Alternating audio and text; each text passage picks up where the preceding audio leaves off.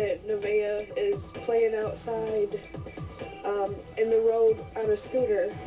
So I go outside and I go to tell her not to play in the road, to stay on the sidewalk, and I couldn't find her. We do feel badly for Nevaeh's devastated mom, talking about the tragic moment she realized her little daughter was missing 4 nights ago from outside her Michigan home. Very troubling, ominous developments tonight as cops name a second person of interest, another sex offender who was friends with the little girl's mom. What was she thinking? We do have to ask that. And reports of a bloody tool allegedly found in a van is sent to the lab for testing.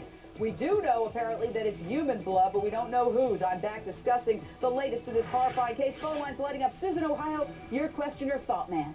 Yes, Nevaeh's maternal grandmother stated that she had legal custody of the child, and I wondered what the circumstances were that allowed her to gain custody.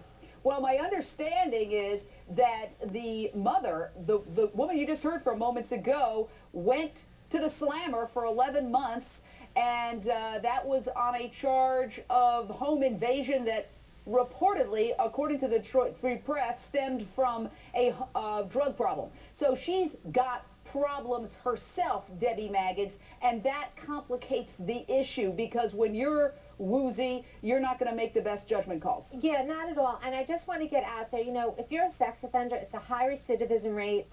They're likely to attack again, and it's a really deep problem going on. So never allow a sex offender near your child. I just needed to get that out there. Not to judgment at all. And never meet anybody at a parole office. Yeah, exactly. Well, hey, Jane, have we turned this into let's state the obvious hour? The other thing is, you shouldn't what are let you your... saying? Yeah, don't hold back. Don't hold back, Mark. Well, I mean, it's so obvious. The other thing is more subtle, I guess. It's obvious, but millions of people are doing it. I know. It's obvious. It would be obvious. Don't make friends with sex offenders when you have a yes, don't make friends with sex offenders, but you know, but it's and letting your child on a scooter outside unattended who's 5 years old. I have a 5-year-old daughter. Because I watch shows like this, she doesn't go out there unsupervised. Okay, but let me just say something. I'm surprised at how frequently on this show people with alcohol and drug problems are attacked and vilified. I mean, this woman is not accused of doing anything wrong. Yes, she's got a criminal history, but guess what? Sometimes people with criminal histories have children, meet other people with criminal histories, and don't have these tragic outcomes. And That's you know, true. I just think it's really That's unfair true. to blast her for meeting That's somebody at true. the parole office. You know, she may not have the life and the resources and the opportunities that we on this panel have. And she could have met someone, it could have gone That's very not what well, this they is could have about, both had Lisa. criminal histories. So I Lisa, don't think we should all be up on our high horse about that this is- poor woman whose that- daughter is missing.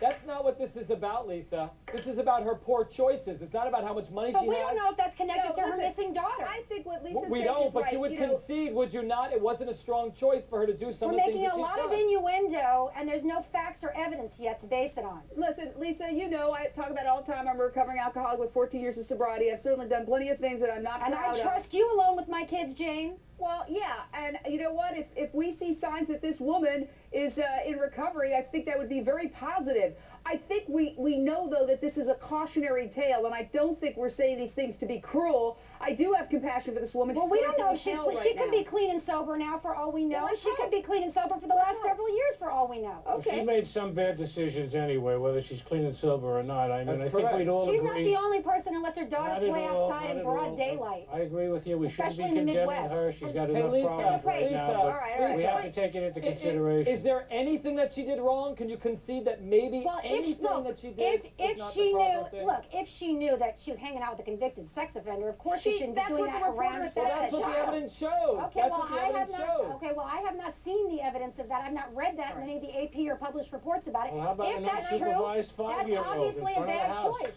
But I'm not going to take a child away just because she once All had right. a drug problem. Doreen, New York, your question or thought?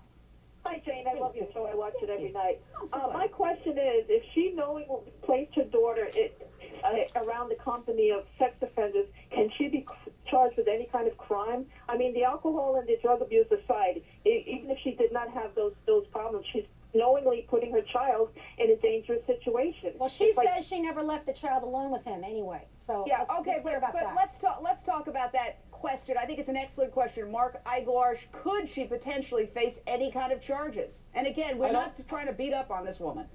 I don't see any criminal charges, but if they do bring the child, they do recover they find the child, let's say, I think that maybe children and families should come in and evaluate her choices. That's all. No offense, Lisa, but I do think that they should look at her actions. Lisa, here's the thing that gets me is that sometimes people are very persuasive, and they can say, hey, you know, I got a bum rap, I was innocent, I didn't do this, I didn't do that, and they can convince somebody who might be kind-hearted to give them a break, but maybe sometimes that's a bad decision, and one is not the best judge of character. Nobody should let a convicted sex offender around a child, period. I mean, that's inexcusable. That's all we're making. I brought a civil case against somebody for doing that. A mother who let a sex offender hang out with a child. How could you do that? My only point here is not to blast an innocent woman without some evidence to back it up. That's all I'm saying. All right, we got to go. Fabulous, feisty debate. Thank you, excellent panel, for your insights. Drew Peterson